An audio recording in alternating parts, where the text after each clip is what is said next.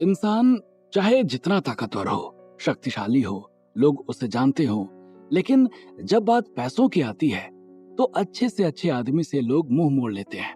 सिद्धार्थ फिर भी एक आम इंसान ही था। अस्पताल पर हुए हमले को 3 दिन बीत चुके थे। ईटानगर की गलियां अभी भी हॉस्पिटल पर हुए आतंकी हमले के बारे में बातें कर रहे लोगों की आवाजों से गूंज रही थी। लोग बस उस इंसान के बारे में चर्चा कर रहे थे जिसने हॉस्पिटल में लोगों की जान बचाई थी। क्योंकि ये खबर बाहर लीक नहीं हुई थी, इसलिए किसी को ये नहीं पता था कि इस समय अपने पिता के इलाज के लिए मारा मारा फिर रहा सिद्धार्थ ही वो इंसान है। सिद्धार्थ अपने हर उस आदमी के पास जाकर मदद की गुहार लगा चुका था जिसकी उसने कभी मदद की थी, लेकिन वो खाली हाथ ही वापस लौट आया था। उसने प्रभुनाथ से भी मदद की गुहार लगाई, लेकिन महेश से पहले से ही जलन रखने वाले प्रभुनाथ ने भी मना कर दिया था। वो थक हार कर वापिस आ चुका था। वो करणवीर से भी मदद मांगना चाहता था, लेकिन इस काम के लिए उसकी आत्मा गवाही नहीं दे रही थी। उसके पास जो सेविंग्स थी वो सारी खत्म हो चुकी थी। लेकिन महेश के स्वास्थ्य में कोई सुधार नहीं दिख रहा था। ऐसा लग रहा था कि जैसे ये बीमारी महेश को अपने साथ ही लेकर जाने के लिए आई है। चौथे दिन शाम को जब सिद्धार्थ बाहर से आकर हॉस्पिटल के अंदर जा रहा था कि तभी उसे किसी ने आवाज दी, सिद्धार्थ जी। अपना नाम पुकारा जाता देख सिद्धार्थ ठिठक गया था। उसने सामने देखा तो पाया एक डॉक्टर उनकी ओर चला आ रहा था। आप कौन? डॉक्टर के आने के बाद उसने सवाल किया। Hi, I am doctor Narang Chaturvedi. मैं ही आपके फादर का केस देखूंगा। डॉक्टर नारंग ने अपना हाथ आगे बढ़ाते हुए कहा और फिर सिद्धार्थ के हाथ मिलाने के बाद उससे कहा, जी डॉक्टर साहब, थैंक यू। सिद्धार्थ ने जवाब दिया। आप बिलिंग काउंटर पर जाकर बिल जमा करा दीजिए एंड फिर आकर हमसे मिलिए। डॉक्टर नारंग ने इतना कहा और वहां से चले गए थे। सिद्धार्थ ने भले ही 3 दिन पहले सिटी हॉस्पिटल को नुकसान से बचाया था, लेकिन सिद्धार्थ अब सिटी हॉस्पिटल में नहीं बल्कि ईटानगर केयर में था, जहां के मैनेजमेंट को इससे कोई मतलब नहीं था और न ही सिद्धार्थ उनसे ये बात कह सकता था। इसकी भी 2 वजह थी। पहला, पुलिस ने आकर सारा क्रेडिट ले लिया था। दूसरी बात, सिद्धार्थ को डर लग रहा था कि अगर उसने ये बात किसी से की तो उसके परिवार को खतरा हो सकता है।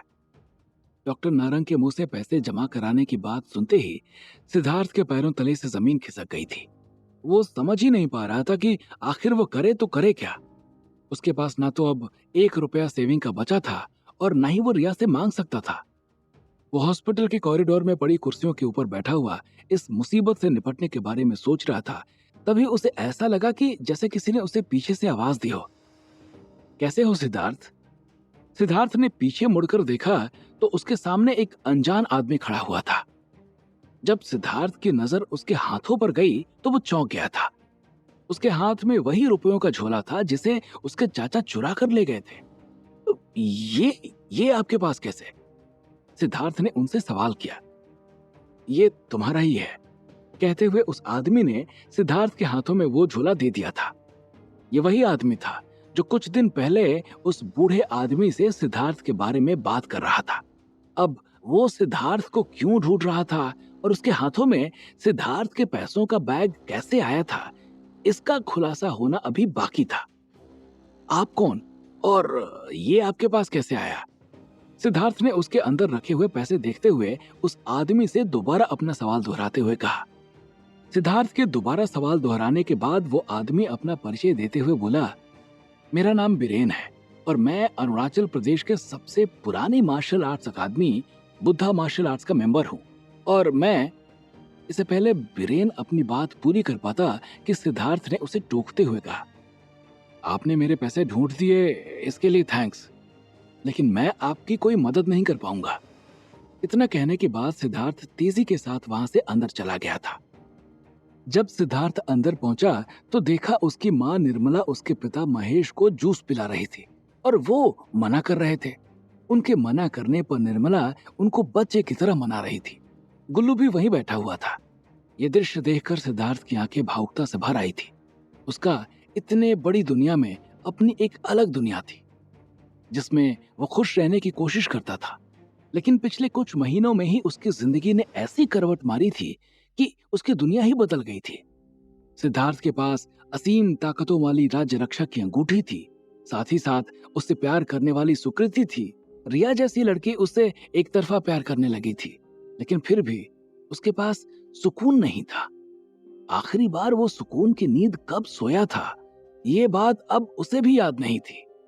सिद्धार्थ को जब अंगूठी मिली थी, तब उसने सोचा था कि उसने कुछ ऐसा पा लिया है जिससे वो अमर बन सकता है।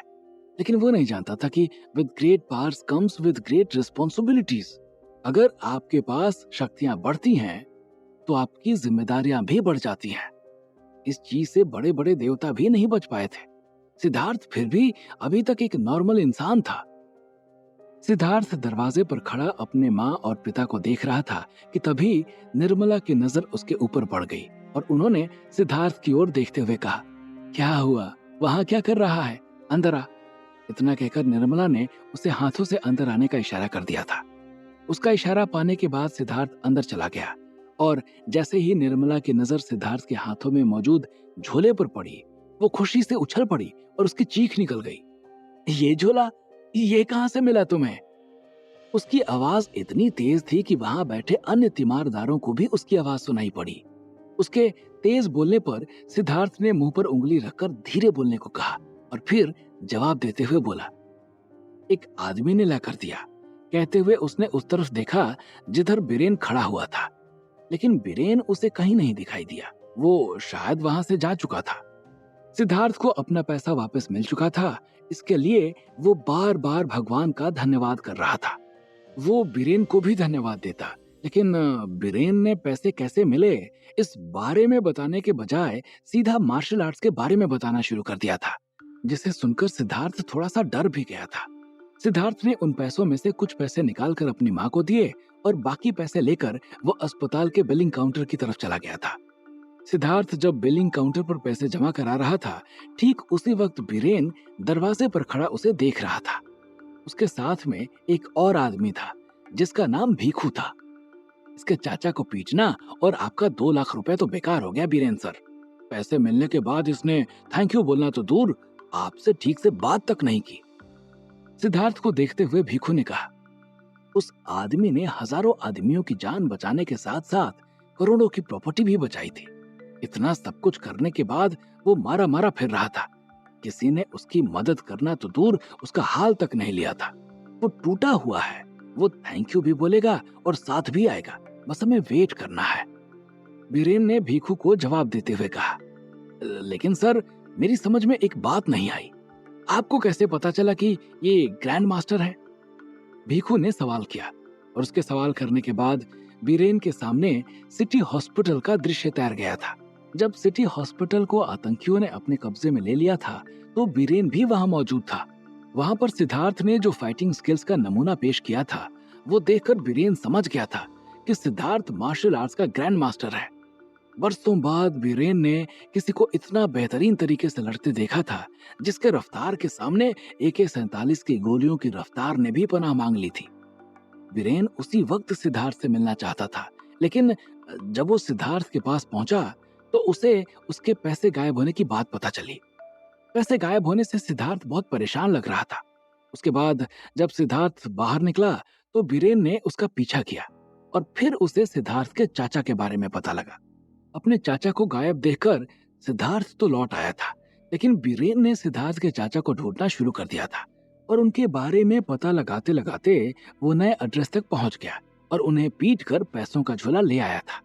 उसमें जो 2 लाख रुपए कम थे, उसको उसने अपने पास से डाल दिए थे और फिर उसे लेकर सिद्धार्थ को देने पहुंच गया था। उसे लगा था कि पैसे देने के बाद वो सिद्धार्थ को अपने साइड कर लेगा, लेकिन वहां उल्टा हो गया था। मार्शल आर्ट्स की बात करके बीरेन ने सिद्धार्थ को सतर्क कर दिया था और जिसकी वजह से वो उसकी बात सुने बिना ही भाग निकला था। सिद्धार्थ ने वहां पर इतने पैसे जमा करा दिए थे कि उससे उसके पिता का इलाज कुछ दिनों तक हो सकता था, या ऐसा भी हो सकता था कि वो इन्हीं पैसों में ठीक भी हो सकते थे। सिद्धार्थ पैसे जमा करके वापस आया ही था कि तभी उसे गेट से पेमा एंटर करते हुए दिखाई दिया। पिछले 5 दिनों से पेमा ने ना तो सिद्धार्थ को फोन किया था और ना ही उससे मिलकर उसका हाल चाल लिया था। उसे लगा था कि पेमा शायद रिया माथुर के साथ ही चला गया है और उसके माथे पर भी इतना टेंशन था कि वो भी पेमा को कॉल नहीं कर पाया था। पेमा को देखने के बाद सिद्धार्थ खुश हो गया था। आओ पेमा भैया, आप तो ईद के चांद हो गए। इतना कांड हुआ लेकिन मैंने आपको नहीं देखा कि आप भी आए हो। सिद्धार्थ ने पेमा से उलाहना देते हुए कहा। मेरी माँ की तबीयत खराब हो गई थी उसी रात सिद्धार्थ बाबू। मैं गांव चला गया था, आज आया हूँ। मैं सिटी हॉस्पिटल भी गया था, लेकिन वहां से पता चला कि आप यहाँ हो, तो मैं यहाँ चला आया। पेमा ने सिद्धार्थ से झूठ बोलते हुए कहा। पेमा गांव गया ही नहीं था, वो तो यहीं था। पेमा ही वो आदमी था जिसने नंबर 1 को गोली मारी थी। पहले विक्रम को ढूंढने के लिए आकाश पाताल एक कर देना, फिर बस स्टैंड पर अपने बहुरूपीय बॉस से मिलना, उसके बाद इतने सटीक निशाने के साथ नंबर 1 को गोली मारना, ये सब इस बात का सबूत दे रहा था कि पेमा एक ड्राइवर से बढ़कर था। बल्कि अगर कहें तो वो ड्राइवर था ही नहीं, बल्कि वो ड्राइवर के रूप में अपने किसी खतरनाक मिशन को अंजाम दे रहा था। अब उसका मिशन क्या था जिसके लिए उसे रिया माथुर का ड्राइवर बनकर रहना पड़ा, इसका खुलासा होना बाकी था। अच्छा, अब कैसी है माँ की तबीयत? सिद्धार्थ ने सवाल किया। माँ अब ठीक है सिद्धार्थ बाबू, तुम बताओ महेश जी कैसे हैं? पेमा ने सिद्धार्थ से सवाल किया। अब ठीक है, पहले से सुधार तो है। डॉक्टर साहब भी कह रहे थे कि ठीक हो जाएंगे। सिद्धार्थ ने जवाब दिया और फिर दोनों उठकर हॉस्पिटल के अंदर चले गए थे। पेमा को आया देखकर महेश और निर्मला खुश हो गए थे। गुल्लू भी पेमा को देखकर खुश हो गया था। कुछ देर तक वहीं बैठे रहने के बाद पेमा और सिद्धार्थ बाहर आ गए थे और बाहर आने के बाद पेमा ने सिद्धार्थ की ओर देखते हुए कहा, अब देखते हैं हम कब मिलते हैं सिद्धार्थ बाबू। उसकी बात सुनकर सिद्धार्थ चौंक गया था। क्यों, क्या हुआ? कहीं जा रहे हो? सिद्धार्थ ने पेमा से सवाल किया और उसके जवाब में पेमा ने जो जवाब दिया था उसे सुनकर सिद्धार्थ और ज्यादा परेशान हो गया था। आखिर किस मिशन पर था पेमा, और ऐसा क्या कह दिया था पेमा ने जिसे सुनकर सिद्धार्थ चौंक गया था? क्या होंगे इन सभी सवालों के जवाब? हमें कमेंट करके जरूर बताएं और आगे की कहानी जानने के लिए सुनते रहिए भूमिपुत्र, सिर्फ पॉकेट एफएम पर।